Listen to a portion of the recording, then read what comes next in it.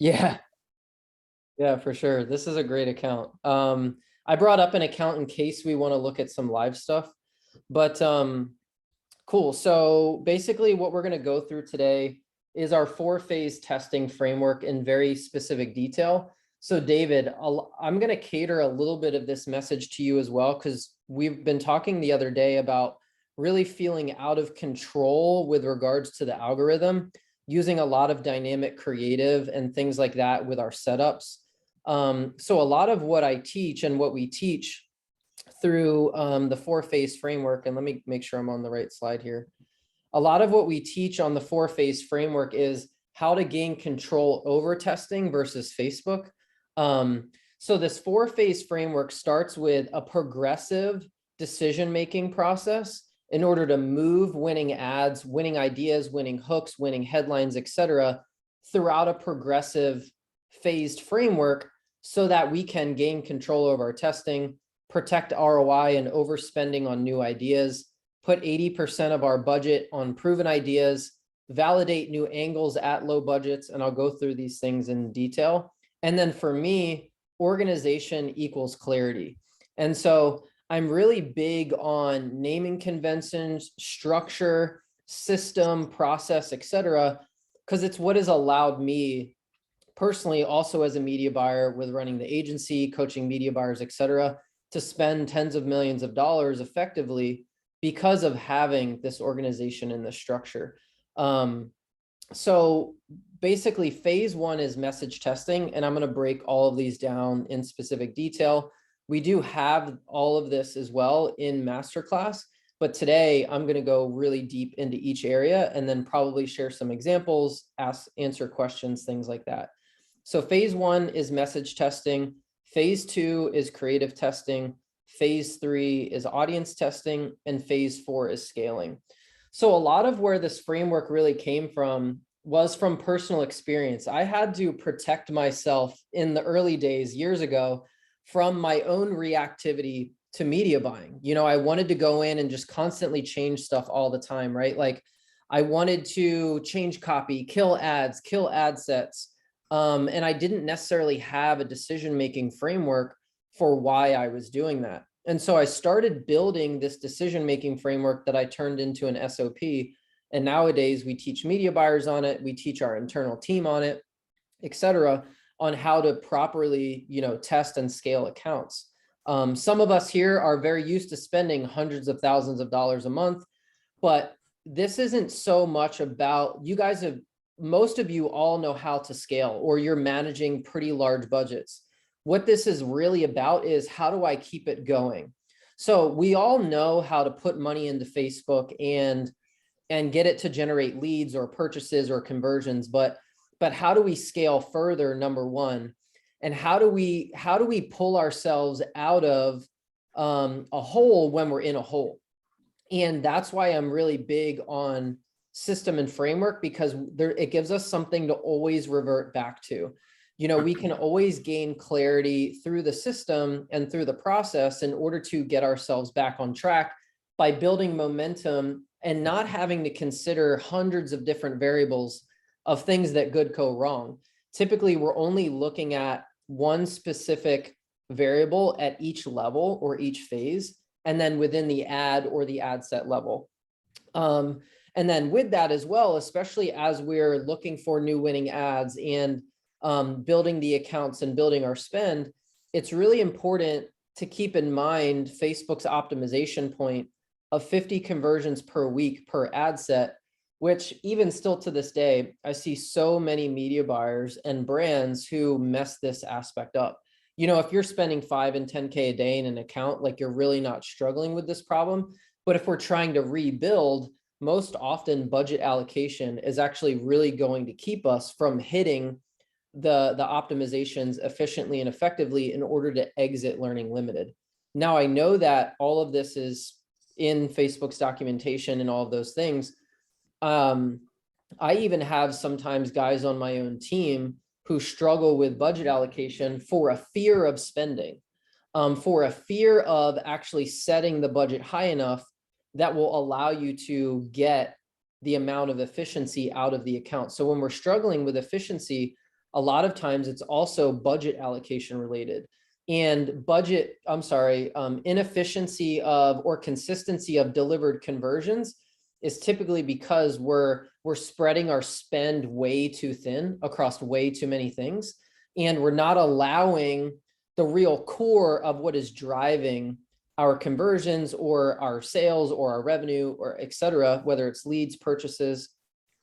We're not allowing the algorithm to work for us. Instead, we're fighting the algorithm by not giving it enough fuel. And when those campaigns start to die, it's because we're not giving it the firewood or the coal to keep it going. So that's why I've always had a saying that there is no scaling without testing system. And so for me personally, like whether it was an account that I was managing, whether it's accounts that we oversee within the agency, whether it's accounts, that I work on with media buyers or et cetera through like this program, it's really about like keeping that testing system going so that we can sustain the high levels of spend that we have. The last thing we all want to do is if we're spending 100K in an account, 300K in an account, is like when that CPA starts to rise, now we're reacting. So what we of course do not want to be doing is we don't want to be reacting. And typically the reactivity comes in when we don't have a backflow of process, assets, systems, and we're not sort of putting in the other work day to day that is allowing our fire to continue to burn. So that's why the 4-phase framework is so important. And hopefully I've done a good job of sharing with you guys why that is important. That's the 30,000 foot level.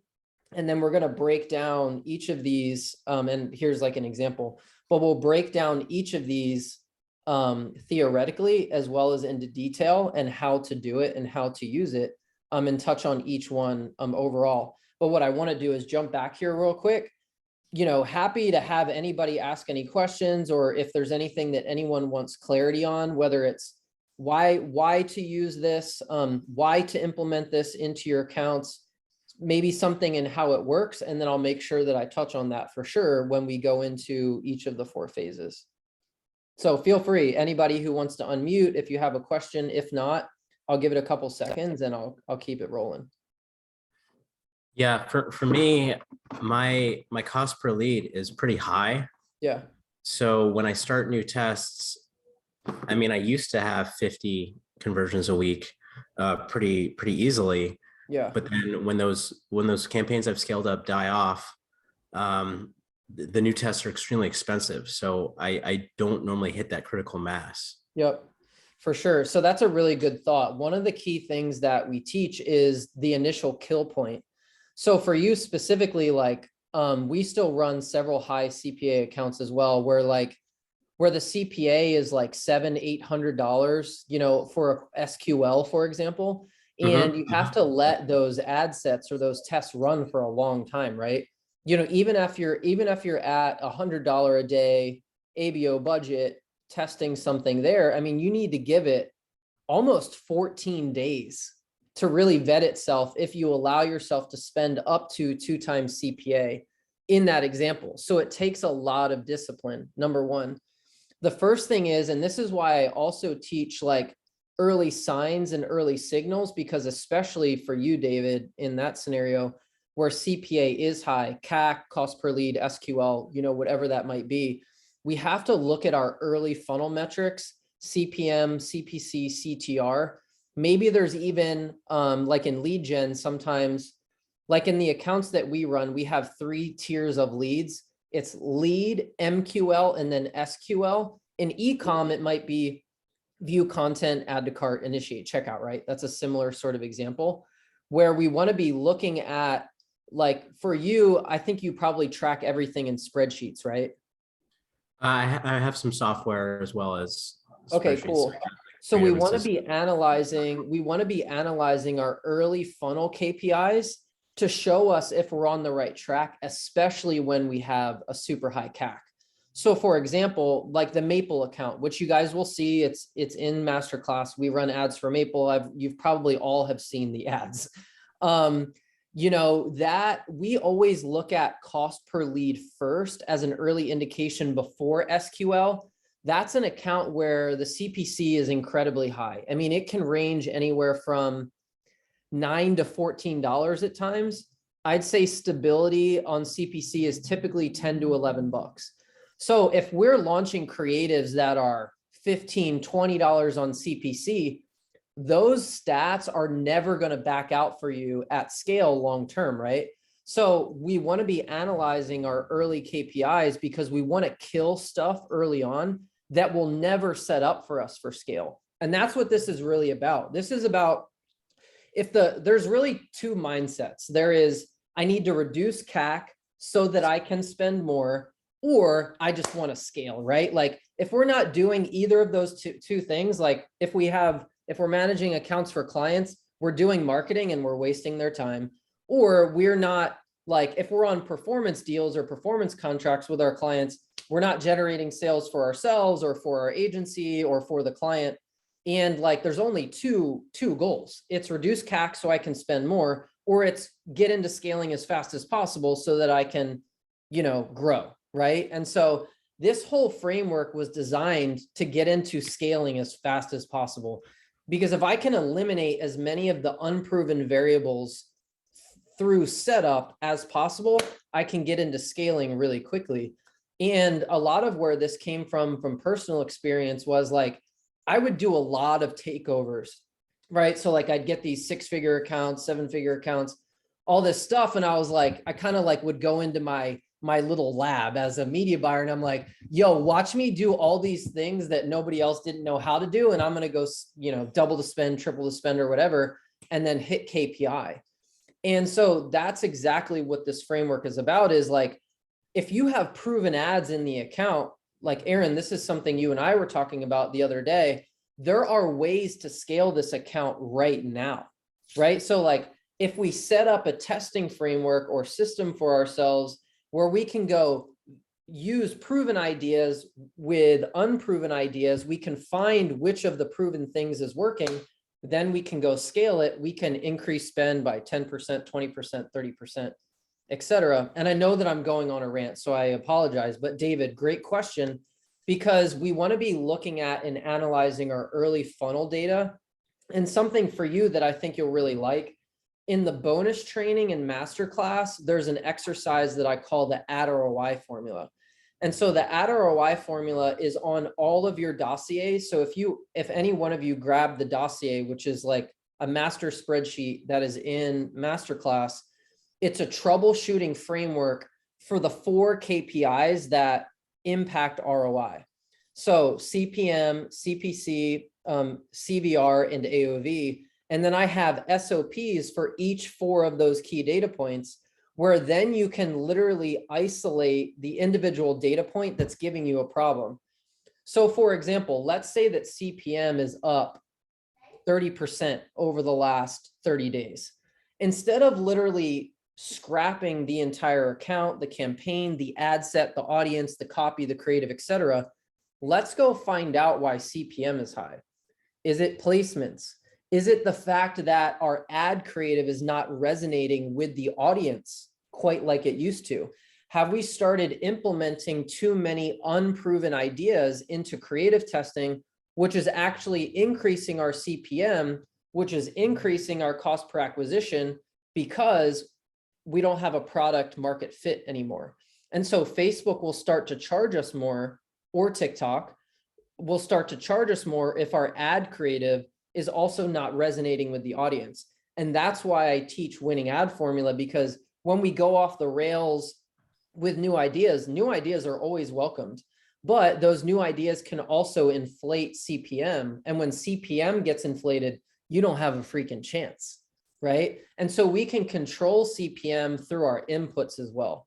And that's why I teach this sort of troubleshooting framework as well into clarity, so that we can diagnose whether it's the copy, the creative, the hook, the headline, the actual text on the creative, whether it's actually the CPM, the CPC, the CVR, or the AOV, for example, that is actually giving us the problem, so that we can go fix the right area And then we're not reacting to stuff day to day where we're like, oh, I just need to get it to work. Right. So apologies for, I don't even know how long that rant was, maybe 7-8 minutes, but hopefully it was good. Anybody else have any questions? Nikita? Yeah. Yeah, fire away. I was gonna ask, what made you switch from doing audience tape? Well, obviously you have a new phase added in Yeah. here, but like what made you switch from doing creative testing first, then audience testing? Is it because of all the scaling back of the custom audiences on Facebook's end? Yeah, exactly. So what we've done in the last year or so, for everybody who's here, Nikita actually used to be a part of our team, and he's a little bit of a partner. I asked him to join today. So with that, what we've done is we've worked on scaling up creative output through message testing that allows us to get back into creative testing much faster.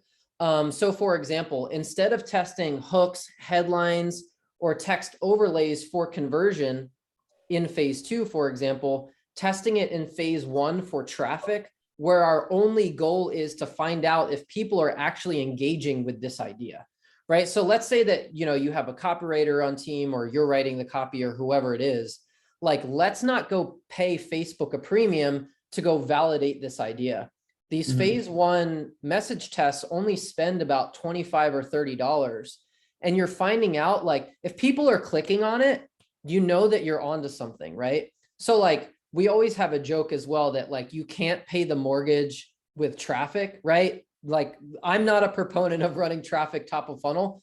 There's a purpose for phase 1 testing, and it is purely high volume of insights at super low spend, so that you can go put the best ideas into conversion, and you don't blow budget on shit that doesn't work, right?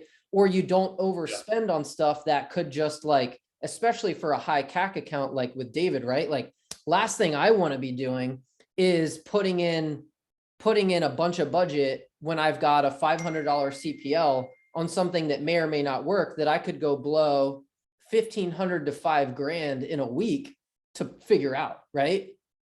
And that's exactly like what the Maple account is like.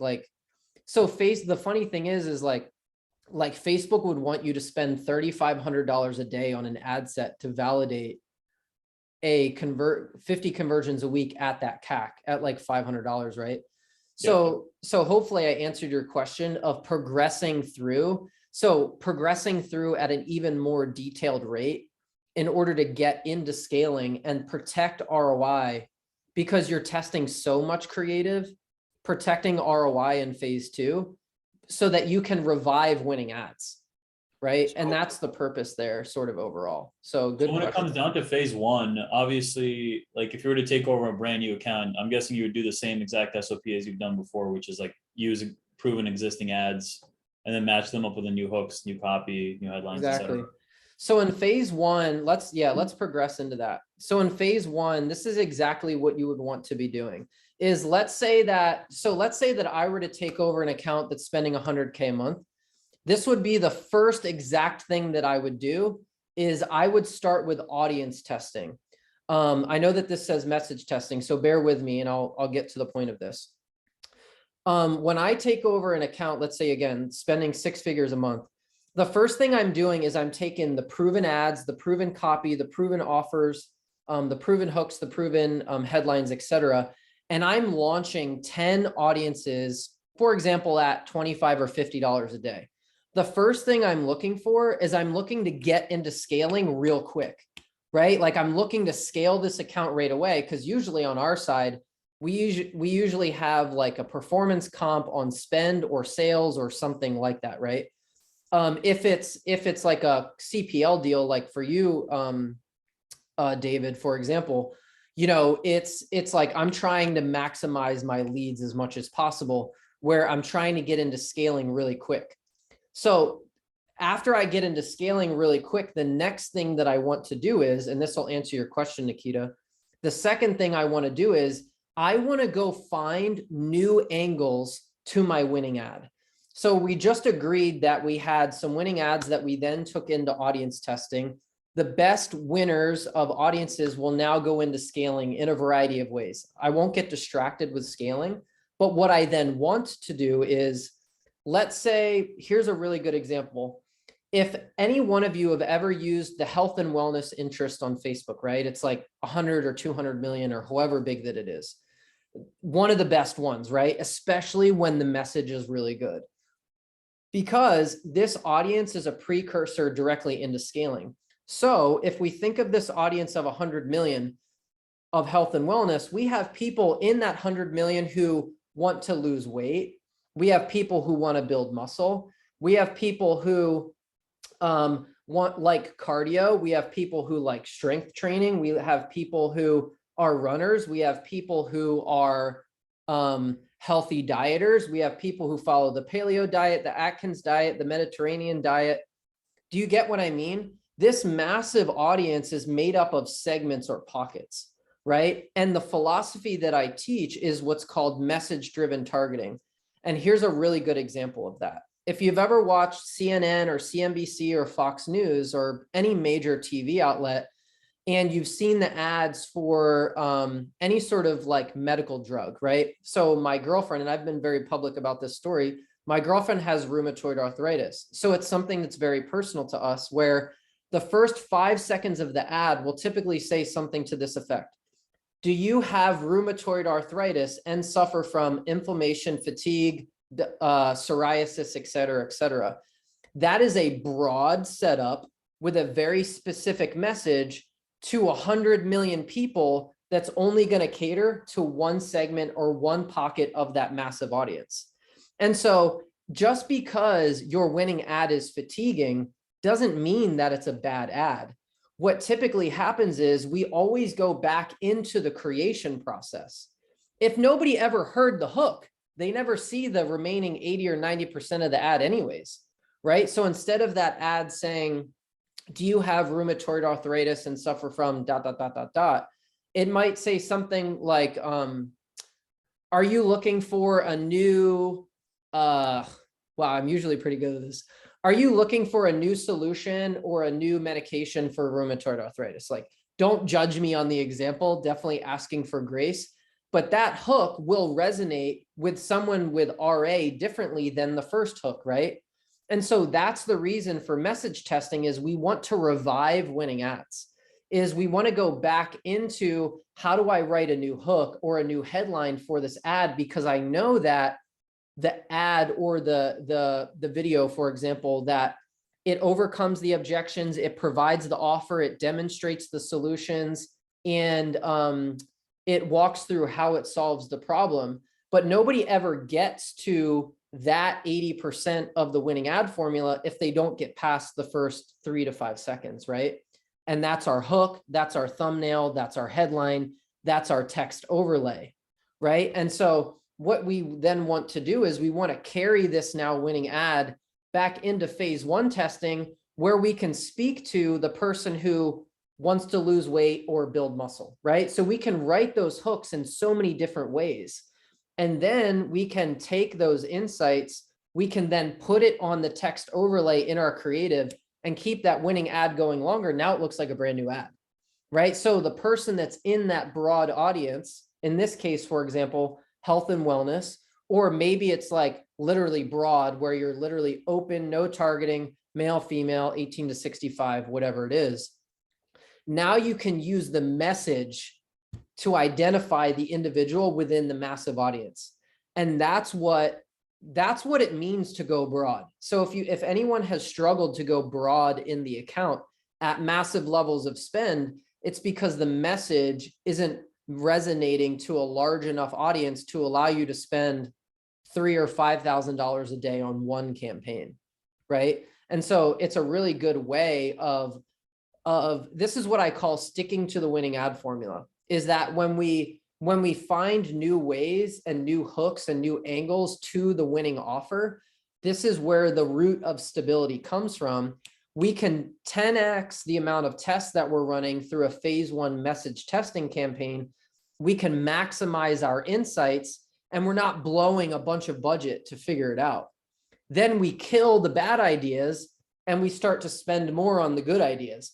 I mean, let's be honest, right? Like if nobody's clicking on it, we sure as hell don't want to be running it for conversion when we're spending like in your case, probably David, $300 or $500 a day on an ad set, or James, for example, $500 a day on an ad set, where like I'm ripping through stuff in like 6, 12, 18, 24 hours, right?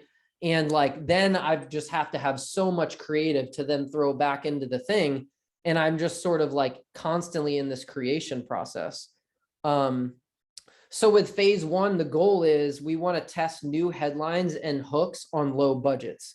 It's going to speed up our testing and our insights into what the customer wants. The first engagement point, of course, is whether they actually click on the ad. If they're clicking on the ad here, there's a higher probability, or just as high of a probability, that they are going to click on that ad for conversion. There's obviously drop-offs between traffic campaigns and conversion campaigns, absolutely. But if you're getting a 5% CTR in a phase one campaign, maybe you'll get, you know, a 1.5, maybe 2% CTR for conversion, right? But if you're getting a 1% CTR or a 0.5% CTR for conversion when you're testing that new hook, sure as hell isn't going to work at scale, right? And so we validate these new ideas on lower levels of spend so that we can find the early insights to then want to spend the money on it in conversion. So we want to find new angles, and then we want to move that back into creative production. So just from an intentionality perspective, we want to find new hooks when we're testing with a proven creative. We want to find new headlines when testing with a proven hook and a proven creative. Or we want to find a new text overlay, AKA thumbnail, for example. You can do this in multiple ways with a proven hook and a headline. The key to all of this is my philosophy of ad variable isolation, is that we have to control the inputs, because there's really about 8 points of real estate within an actual ad that could affect performance. In reality, though, there's really 5, right? We've got the ad copy, we've got the offer, we've got the creative, we've got the headline, we've got the description, right? And so if we're constantly changing those 5 things, how do we ever really know which of those 5 things is actually moving the needle for us? And so when we isolate these variables in a phase one test, we're literally finding out, oh, it's actually this hook that is making the biggest difference. The rest of the body copy of the ad is staying the same, but this hook is getting a 2% CTR and this hook is getting a 0.5% CTR. That makes a massive difference later on at scale, right? And then you might also discover just new angles that you never thought of. Just by, sometimes I'll even go to a phase one campaign and I'll just write the ad copy right in like the ad builder. And I'm just like, oh, I want to test this and I'll test this and I'll test this. I mean, I'm only spending $3, $4, $5 on that actual ad to see if anybody's even interested in that hook or that copy, right? And so that's where we're literally gaining so much more insight, and within 24 hours. And so how you would set this up is, and I'll show you an example, how we would set this up is 3 different options. So option number 1, and it's really important to think about what is the intention of what is the result that I'm looking for. So option number 1 would be, if you want to find a new hook, you're testing 10 new hooks with 1 proven creative and 1 proven headline. So when you run that test and you literally, if you organize those individual 10 variants by unique CTR, you know, you're going to have 1 that's, or 2 or 3 that are clearly the winners versus the other 7. And then those ideas are starting to be validated that we can then do something with. The second option is going to be to find a new headline where you're using your best hook and again, your best creative, and you're simply looking for the new headline that's actually in like the ad setup, right? So the gray box, you know, that's below the creative. The next thing that we can do, and we can also test here, is we can test the thumbnail or the text overlay with 10 different headlines on the text overlay in the video with a proven on a proven creative with a proven hook. And this should also say with a proven headline. So that way we can actually find out we're actually optimizing the scroll stopping factor of the ad that will resonate with someone differently who wants strength training or wants to build muscle versus someone who wants to lose weight. So that's how we would want to set that up. And then this is a lot of what we're doing together in our one-on-ones, right? Like we're literally going through these structures. We're building out these campaigns. We're coming up with these hooks. We're writing these headlines. We're planning our next test. We're analyzing the data and figuring out a way that we can keep the winning ads going so that we only spend 20% of our budget on testing new ideas. Absolutely go test new ideas, but spend 20% of the budget testing new ideas, not 80% or 90%. So what to do next would be here from this is when we're running these 10 variants, we want to find, for example, the 3 hooks with the highest CTR, and then we want to go test them with proven creative in phase 2. So now we're moving from phase 1 into phase 2. There's a purpose from what we were testing and why. We found exactly with 100% clarity what someone was interested in. Now we can go validate this idea in a conversion campaign.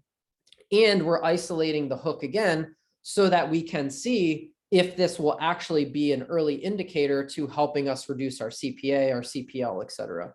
The next thing that we could do with this is we can take the top 3 headlines by highest CTR and go test those ads for conversion in phase 2. And the third thing that we can do is we can go test now in phase 2 the text overlays on our winning ad in phase 2 and revalidate or keep that ad going longer so that we can then get it into our scaling campaign. There's a variety of ways of scale, of course, but at minimum, now we're keeping that winning ad going longer. And especially if that ad has a new thumbnail on it, it looks like a brand new ad to somebody who never saw it. And the other 95% of the ad is completely the same. You know that that ad drives leads or sales for you. Why would we ever get rid of it? No one will ever read the other 90% of your ad copy if they don't get past the first 5%, right? And so there's so much that we would want to isolate from winning elements so that we can sort of really have clarity on what is actually working for us. So that's how we would go from, for example, taking over an account, scaling it up, taking a winning ad, moving it back through copy testing, moving that back into creative testing, moving that back into scaling. And so that cycle repeats itself. And when we constantly are focusing on phase 1 and phase 2, we're fueling our scaling campaigns with proven ads only for the most part. And we're creating more consistency where 70 or 80% of our actual budget is, which we're depending on leads and sales from. So does that philosophically make sense? Does anybody have any questions on that part? Because the next thing we're going to dig into is going through phase 2 in a similar amount of detail like we just did. So if anybody has a question, absolutely feel free to jump in. Yeah, when do you cut off the tests for like, is it like 1,000 or 500 reach or like? Great question. In phase 1? Yeah. Yep. So phase 1. So what you are looking for is 400 impressions on each of the 10 ads. So you can set up an automated rule to apply to only active ads in that campaign. You'd absolutely want to make sure that you're not killing live ads in a phase 2 or a scaling campaign or anywhere else, right? I've absolutely done that, full transparency. And so, yeah, you're looking for 400 impressions at the ad level. Typically, you're going to spend anywhere from 25 to 30 bucks. Sometimes, if you have a high CPM account, you'll probably spend a little bit more just because the CPM is a little bit higher. It's going to take a little bit longer to get those impressions and that reach. But generally speaking, you're usually going to be in that $25, $30 range. And then you want to, because as you guys all know, Facebook will prioritize 1 or 2 or 3 of the 10 out of the gate first, right? And so the other ads will not get impressions, but based on statistical significance, math, science, all the good stuff, we want to get an equal number of impressions on all 10 ads so that we can at least create as much consistency across that scientific test as possible. So hopefully that answers your question there. Anything else? Any other questions on that? Yeah. So Yep, fire away. No, this sounds great philosophically. Sounds exactly what I need. But Yep. by hooks, for me, I'm doing car accidents. So, for example, when I think of hooks, I think of different types of crashes and things like that I put into the front of the ad. By testing new hooks, especially this rapidly, are you talking about actually getting new video intros to each ad? Because that would take a Absolutely. lot. So you could do it in a variety of ways where you just test the thumbnail, for example. Like this is one that's on top of mind because it was one that James and I were looking at the other day. James runs some affiliate offers and stuff, and he has this image where like this person's eye is open and there's this lemon wedge going towards the person's eye, right? So it's like a vision supplement offer. So, but the actual ad is a video. And so, in James's scenario, he can use stock images to swap out the thumbnail, which you can literally do within the actual ad setup, when you're building an ad. And you could also, for example, in your case, you could swap out the scroll stopping thumbnail, or you could also add text overlay or a variety of revised sort of thumbnails to that original ad. And so that would sort of be the easy way. The other way would be literally just optimizing the first 3 to 5 seconds of the video. So in your case, for example, I think you mentioned that you do some, like you work with some Fiverr stuff. So like you could literally go get a new voiceover where you have somebody, create 10 new hooks for you, record them, get some different beat, find 5 different types of B-roll. Now you've got 50 new openers to put on your winning ad. Like now let's go test those and then see which of the ones work. And then you'll have some insights of like, oh, this actual type of hook is actually what's working. Let me now use that on the text overlay, for example, of the thumbnail and keep that ad going even longer. Like that account that Nikita called out before, like we've been running probably like 2 of the same ads in that account for 16 months and have done probably 3.8 million or so, or 4 million in sales, like from 3 or 4 ads. And it's just from exactly what I've described, and, a variety of new hooks, new thumbnails, swapping out headlines on the creatives, testing new hooks on those winning ads, of all those variety of things. So yeah, in your scenario, you could do both. Yeah, so good detailed question. Any other questions on this overall? Yeah, I got a question for you, Will. Yeah, go ahead, For Jordan. your body text, so because like hooks are new to me, I never really used hooks in my ads. I normally just say an ad text is like what I would consider a body text. Yeah. So are you testing frequently body copies as well with your proven hooks? Yeah, great question. And that's a really good scenario where you could also test that in phase 1 as well. I would say not as often, or for at least us and for me, we're not as often doing that. However, it's a purely valid idea, right? Where you could potentially change the offer in the body copy, or the call to action, in that body copy, or something of that nature.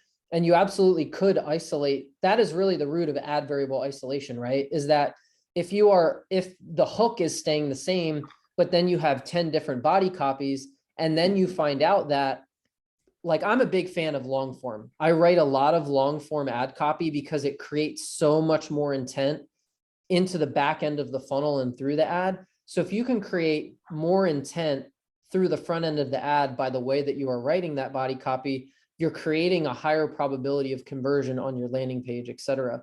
So absolutely. And in your case, that could be something, you could absolutely test. So hopefully that helps answer your question. Yeah, no, I appreciate that. So with your body copy, you're seeing it last pretty long and you're just changing up your hooks. That's all you're doing. Yeah, exactly. Did you guys, in our group chat, I shared with you that example earlier where, like, even for the stuff that we're running for CTM right now, like this is a very new test that we just launched. Literally, I think maybe it might've been like Saturday, Sunday, or Monday. So I think, can I bring that up on the screen? Yeah, I think I probably can. Bear with me one second, because this could be a good example. I think I have it downloaded. Hopefully you guys can see this. Nope, that's not the right one. So this is a really good example of answering that question. Can you guys see this screenshot? It's just like a screenshot from Ads Manager. No. No? Okay, all right, one sec, bear with me. I think I need to change my window. There we go. How about now? Now you can see it, right? Yep. Okay, cool. So James, this is a really good example of like in real time, like this is exactly my setup, right? Where like the only difference between all of these three ad sets is the hook. Now, don't pay attention to my naming conventions because I'm always like testing around and screwing with stuff. And this isn't what I've shared with you guys as the SOP. But in this scenario, I'm literally isolating three different hooks at the same time. And these are like actual real leads that are literally scheduling calls for the program as of even just the last couple of days, where like I've got the same 5 ads in each ad set. I've got clearly 2 hooks that have driven leads and clearly 1 hook that has not, right? And so the only way that we would ever know which hook is super powerful is if we set this up this way.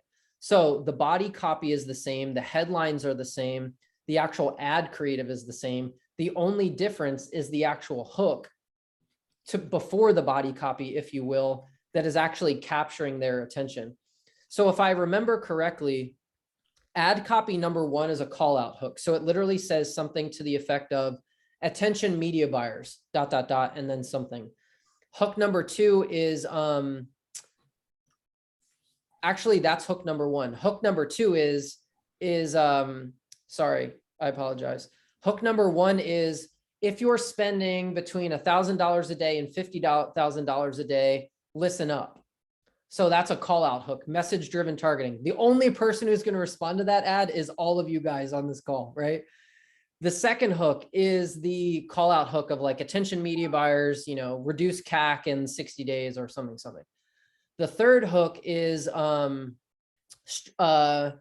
it's struggling with rising CPA in the last 30 days, question mark. So that is a pain hook that like will only matter to someone who literally has that problem right now. So pretty broad audience. I'm using the copy to literally call that person out to capture their attention. And clearly hook number 1 and hook number 3 were driving conversion and hook number 2 was not. So, I mean, this literally was something that I took a screenshot of this morning and shared it with you guys. So there's a real-time example of even stuff that we're running, you know, to give you an idea of that insight that you would have. Because now I'm not probably going to run as many promise hooks. I'm actually going to focus more on pattern interrupt and sort of problem hooks, right? So now I can go write the problem hook in 15 different ways, which is what I'm testing right now in phase 1. So now I can go like do a variety of call out combined with X result and Y time combined with problems or pains. And then I can write that in 10 or 15 different ways so that I can then use that as a text overlay on the creative. I can then turn it into a headline in the ad setup, etc. And then I'm in control. Facebook's not in control. I'm in control. Does that make sense? Does that answer your question, James? Yep. Sweet. Yeah, good question. All right, cool. Let me jump back on here. So that is, wow, we didn't even get into phase 2 yet. So that's phase 1. As you can tell, like I love jamming on this stuff. So, okay. So clarifying yep, go for ahead. the 400 impressions at each ad, are you doing a rule to once the ad hits 400 to stop it? So like you said, you can control Facebook from favoring one over another. Exactly. Yeah. So Okay. in masterclass, you'll have a video that'll show you how to set up that rule specifically for a phase 1 campaign, because something that's super important there, just as a reminder, is you only want active ads within that one campaign. Usually, and if my memory serves me right, Facebook will always default to campaign when you set up a rule. So there's 6 options within the actual setup, and you want to select active ads within one campaign, which means it only applies to that one campaign. Yep. Yeah, we can look at that together as well, but there's a video in there for you on exactly that. Sweet. Now, if we're in phase 2 testing, we can see, you know, we're gathering all this data, all this insight from our message testing. And now we're testing these new creatives with more proven ideas. And so one of the easiest things that I always like to do is I like to test, pardon me, I like to test new ads with my best hook and my best headline only when I launch a new creative. So if it's an image, if it's a video, as long as that copy is within reason of being relatable to that creative, I really want to isolate the fact that that hook and that headline is staying constant so that I can really validate whether my new creative is the needle mover or not. And so in phase 2, now what we are looking for, the early kill point is at the ad set level. This is going to vary for everybody's individual accounts. For Aaron, you know, we talked the other day where because you have one account that's like a super low CPA, you know, $6, $7, $8, $9 CPAs, we're probably going to want to have that early kill point be a little bit higher, 4 or 5 times CPA, because if I'm testing this new creative idea, I'm only going to spend $50 on a $10 CPA validating this idea, right? It's really not that much time. I could only run that for 48 hours if I was running it for 2 days at a $25 a day budget. Versus like if I'm maybe David, for example, and I have a $50 CPA, like I'm going to analyze early funnel stats first, CPM, CPC, CTR, maybe cost per lead before cost per SQL. And then I'm probably only going to want to spend up to 1.5 or 2 times CPA. So if I have 5 ads in this ad set, I want to kill it at, you know, $750 or $1,000 before it runs too long. Now, best case scenario is I get 1 conversion before $1,000. Okay, great. I've passed my early kill point. The reason we want early kill points is it's going to protect ROI. We always want to protect ROI with an early kill point. We can always go and turn something back on, right? So then the next level of decision making that we want to have is we want to then analyze the 3 to 5 ads that are in our ad set. So we know that this is a proven audience. We can eliminate that as a variable. We know that this is proven ad copy. We can eliminate that as a variable if we're just testing, you know, 5 new creatives, for example. Then we can find the best one of the 3 to 5. That's our winning ad. Now we go scale that ad, right? So we go put that into our scaling campaign, you know, whether that's single ad scaling or something. But now we have 100% clarity. This is the winning ad, right? Now I want to go put budget behind this winning ad.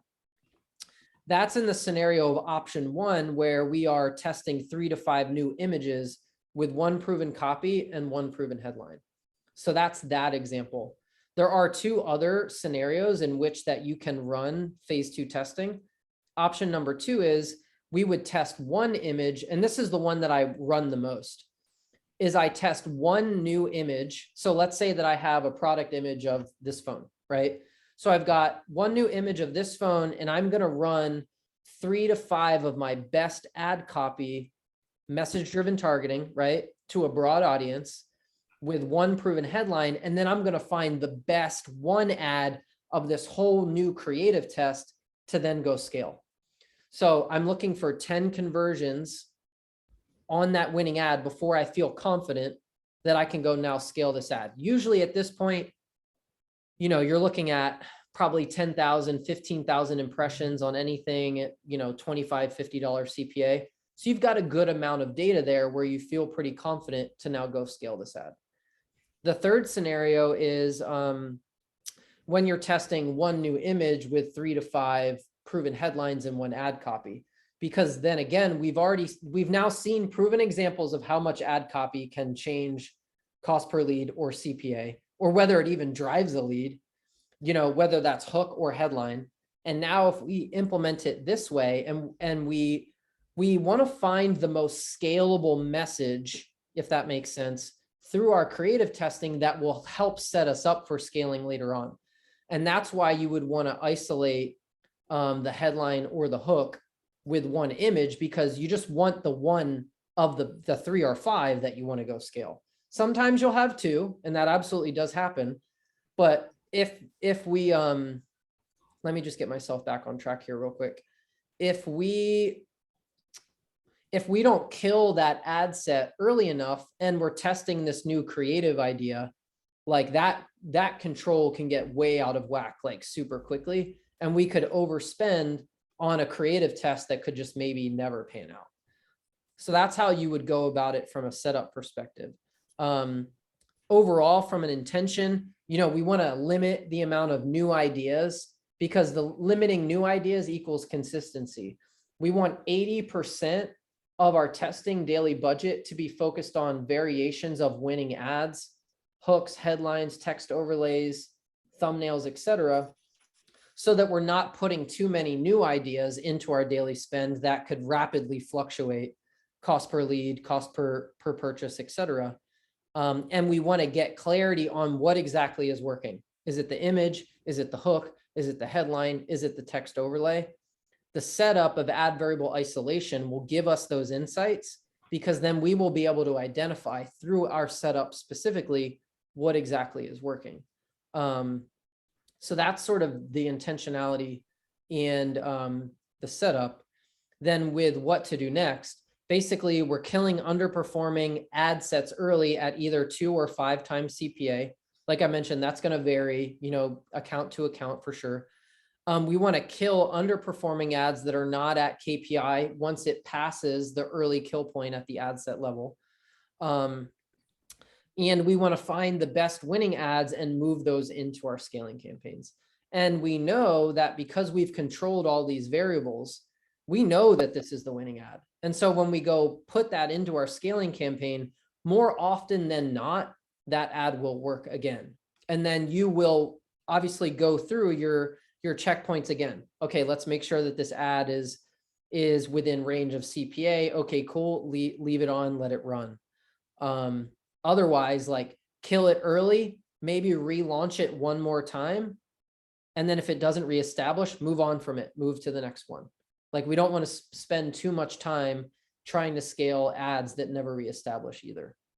So that's phase 2 creative testing. This is a lot of what we'll be doing in our one-on-ones as well. Any questions on that? Yeah, just to clarify, you're switching from traffic campaigns in phase 1 to conversion campaigns in phase 2. That's correct. But still at a relatively low budget per ad set budget?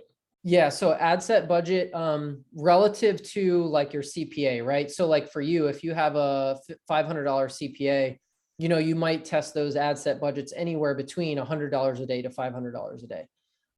For example, if it's a e-com account, more often than not, you're probably going to test those at $25 dailies, maybe $50 dailies, maybe as much as $100 a day. But that's usually, where you're going to set your budget at, pending CPA. Most e-com is pretty much going to be under $100 CPA or roundabouts for the most part, unless you're selling like a, $3,000 to $5,000 piece of furniture, and then it's almost more in your world, kind of thing. So that's phase 2 creative testing. Cool. Good questions. So now we started off talking a little bit about phase 3 audience testing. So let's say, now there's 2 different scenarios. Either we're an agency and we're taking over an account, or, maybe we, have a bunch of data and we want to get back into scaling. So like, Aaron, this is something you and I talked about yesterday, is there's so many audiences that we haven't tested yet for that brand. It could be broad. It could be 3, 5, and 10% of buyers. It could be 3, 5, and 10% of engagement. It could be 3, 5, and 10% LTV on customers who spent more than $100. It could be broad. I don't know if I said that already. It could be 2 or 3 massive interests like physical fitness, health and wellness, healthy diet, right? Like, all of those audiences are so big that they present new scaling opportunities for us to allow us to double or triple spend within, you know, a short or a reasonable amount of time. And so when we're audience testing, we want to always use our best of our best ads. So like if you've got winning ads that you've had for like 6 months, that's the ad that I'm using in audience testing. And I'm working through my list of high value audiences first. And what I mean by high value is like 10% of purchasers, 10% of customers, an LTV list, an email list, and then with my intention and my mindset that I want to get into scaling. So we need audiences that are big enough that will allow us to scale. A lot of times what holds back accounts from scaling is that the audiences are too niche or too small. And then you've got to keep the daily budgets too low, and then we can never scale the account. So it's because we didn't start with the intention from the beginning of creating a message that resonates with a large enough audience so that we can then spend $200, $300, $400, $500 a day, for example, just on that one ad set, just on that one audience. And so with that, we want to be using proven ads here with unproven audiences. Depending on how much autonomy you have with the account, I mean, I'll go fire off 10 audience tests at one time with 3 to 5 of my best ads in those ad sets, you know, depending on how much autonomy you have with the account. And then I have my early kill point at the ad set level first. All of the underperforming audiences get killed within 2 times CPA. And usually I'll have, you know, 2, 3, 4 that are really on track. And these are sort of these early signals that, ooh, I might have enough here to go build a scaling campaign. So if I have 3 or 4 audiences for a scaling campaign, now I can go launch a CBO at $1,000 a day with 4 audiences with 3 to 5 winning ads, and I can let that rip and see if it reestablishes itself. The next thing I can do is I can take those winning audiences. I can duplicate them from $50 a day to now $75 or $100 a day in a phase 4 scaling campaign. I've just now doubled my budget. I'm getting closer to Facebook's 50 conversions per week to exit Learning Limited. And I'm getting into scaling really quickly because I tested it and validated it. Now I'm setting the budget to hit Facebook's optimization point. Now I'm going for consistency. So these audiences are running. Now I need to continue to fuel them. That's why phase 2 is important, because those ads are going to fatigue. That campaign is going to die at a higher level of spend if we don't have anything to continue to fuel it with. This is where I always see most media buyers go wrong, is that they kill their scaling campaigns. The only reason anyone would ever have to kill a scaling campaign is if phase 2, if we weren't putting in the work into phase 2 to replace what's dying in phase 4. Does that make sense? So, you know, that's how I've always been able, at least anyways, to maintain levels of spend at 10, 11, 12 grand a day or more, is because like I have this process to continue to allow me to stay at that spend. You know, for example, and so if we're testing these audiences here, these are our precursors into getting into scaling. It'll also allow us to increase spend. It'll allow us to increase revenue. And at the same time, like these ad sets or these audiences may never reestablish at higher budgets, and that's okay too. That's why you want to duplicate the ad set to get closer to the optimization point, because you've already gone through this 7 or 14 day learning phase in this audience or in this ad set in phase 3. The last thing you want to do is screw with that. I always dupe the ad set first, make sure that the audience reestablishes itself within 3 to 7 days before I kill my lower budget to eliminate the audience overlap, if that makes sense. I actually do not care that much about audience overlap. Like, I'm not that concerned about it, generally speaking. We've all lost, you know, signals within our accounts anyways. Like, you know, it's, there's so many factors that you'd have to weigh to truly analyze CPM and whether you were outbidding yourself. Like, it's almost impossible. That's just my personal philosophy. There could absolutely be plenty of other media buyers out there, or maybe even some of you guys might have differing opinions. but I'm not traditionally worried too much about audience overlap between ad sets. I will absolutely combine like audiences into an ad set for sure, if the overlap is pretty massive. But so yeah, they're in phase 3. We want winning audience. I'm sorry. We want to find a new winning audience by testing proven creatives with proven copy and proven headlines. That's a typo there. That's my bad. So winning audience against proven creative. This is sort of like from an intention perspective, this is the beginning of initial scaling. And we want, remember, we want audiences that are big enough that allow us to scale. It's almost pointless to go test niche audiences. Like if your goal is scaling your account, it's like pointless. I don't chase ROAS in my accounts. I optimize accounts on cost per acquisition. The reason I don't chase ROAS is because conversion value is inaccurately reported to Facebook anyways. But what is accurate or more accurate is the actual transaction divided by spend, cost per acquisition. So like, that's why I don't chase ROAS, because people could buy 15 or 20 different things on a website and I'm not as in much control over their user journey. But if I'm promoting a $97 offer, for example, through ads, and I'm getting a $50 CPA, I know that I'm 2 to 1. You know, if they buy other stuff, great. But like, I don't want to be chasing ROAS of like, oh, 3X. Well, what if one person bought a $297 kit? Like I can't control that. I'm promoting the $97 offer. You know what I mean? So, so with what to do next, we're literally following the same principles. We want to protect ROI by killing underperforming ad sets early, you know, somewhere between 2 and 5 times CPA. We'll work together on individual accounts, but that's usually like the range. Then we want to optimize at the ad level at that point. Let's pass the early kill point. Cool. Let's optimize the ads. So like if you have 3 to 5 ads in a new audience test, if only one of those ads is producing purchases, I don't feel as confident about that ad set or that audience being scalable later on, especially when I know that 4 additional of those ads have been proven. You know, I've validated those ads. I know that those ads are proven. So if I'm seeing underwhelming results, I'm probably not going to scale it. That's one that I'm going to leave alone. Like let it run at the $50 a day thing. And if it phases out, it phases out. Maybe I'll give it one more chance and maybe I'll test it again. And then there's sort of another theory that I'll just sort of plant a seed with you that's like even more advanced. That's called pocket theory, where you actually test the audience against itself by duplicating the ad set in one campaign or duplicating the same ad in one ad set, because Facebook will get different results for each of those individual ad sets or ads. But we won't go too much into that because it's very nuanced.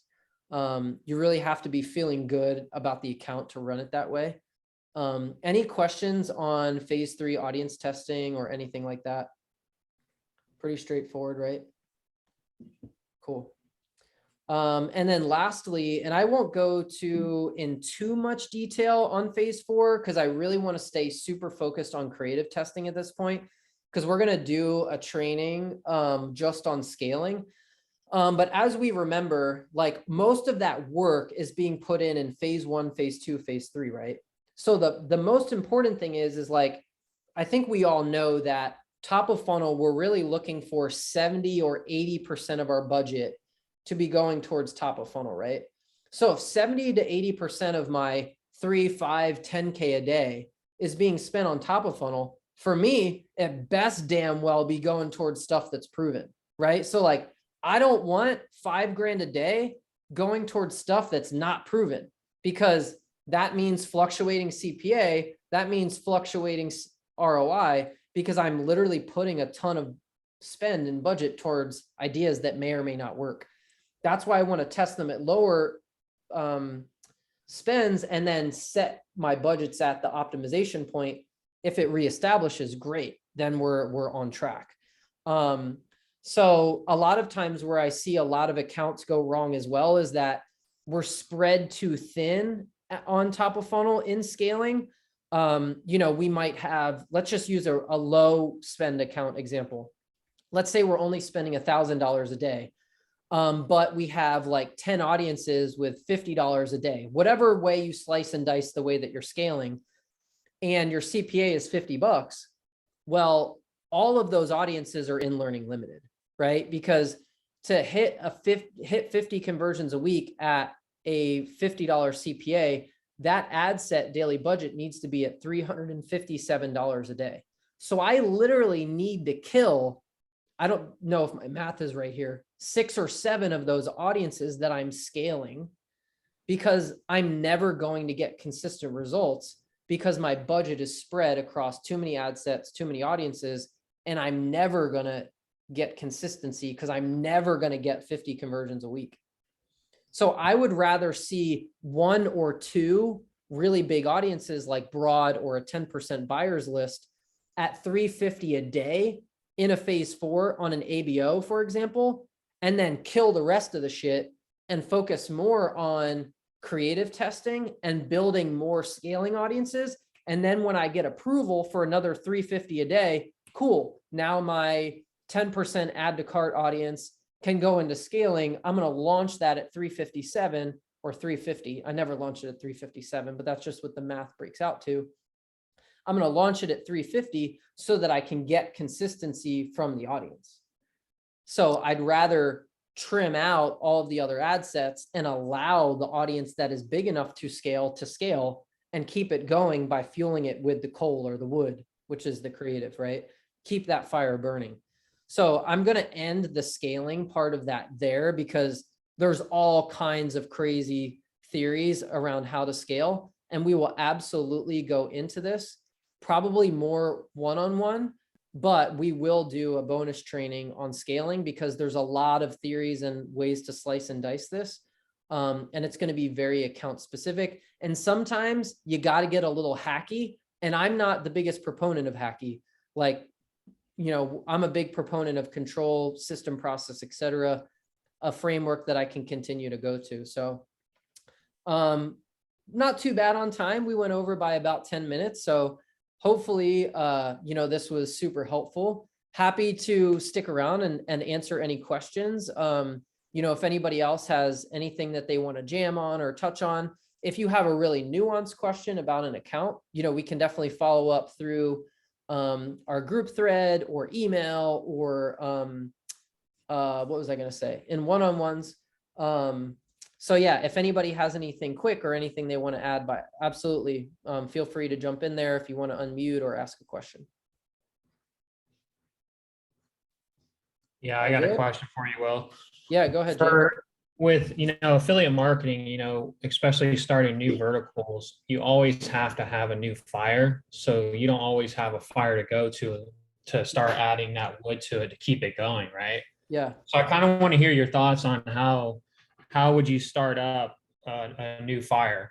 Yep. Yeah, good question. That's why I even more, and I know that this is like my philosophy, but that's why I'm such a big believer in ad variable isolation. Because if I can't find building blocks to like then start building my house on, or like the stability of my pyramid, like there's no way that I will, like, then I'm just guessing. Like I'm constantly guessing on like, oh, maybe this will work, or maybe that'll work, or maybe this will work.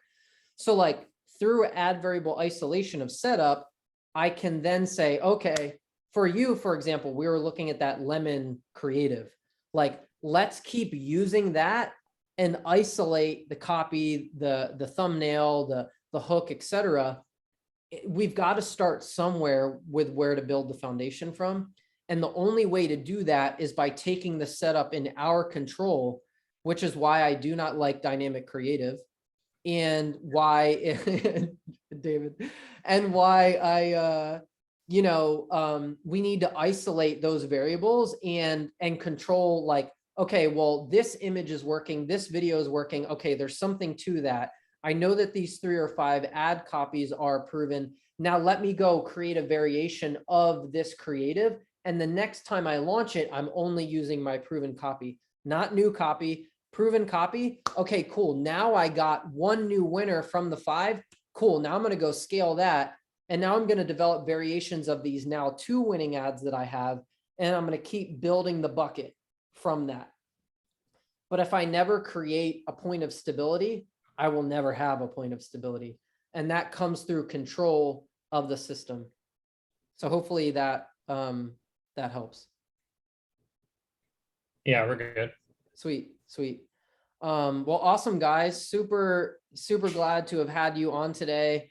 Hopefully this was really helpful and detailed to see how we can start implementing this into our accounts and start driving results, reducing CPA, scaling spend up in a variety of ways. So I really appreciate everyone jumping on. I will have the recording and I'll share that with you guys if anybody wants it. And it'll have to render like after we finish up. And that's pretty much all for today. So feel free to jump off and I'll catch you guys really soon.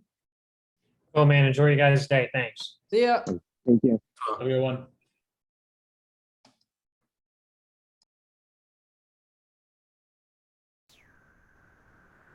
Well, so do we jump on a different Zoom or? We can stay on this one if you want. Actually, yeah, let's jump on a different one so that way I can end this recording and then it's not like super long. I think I included a new Zoom in the other one, right? I think. Let me go into it. Let me. Yeah. There's a separate check. link in there. I just checked it. I'm pretty sure. Yes. Okay, cool. I'll catch you. I'll jump over onto that now, and I'll catch you there in a couple seconds. Yeah. Thanks, brother. Seems my internet's acting up, right? Cool. You got it. Yeah. All right. I'll go there. All right. talk Catch you there in a second. Yeah.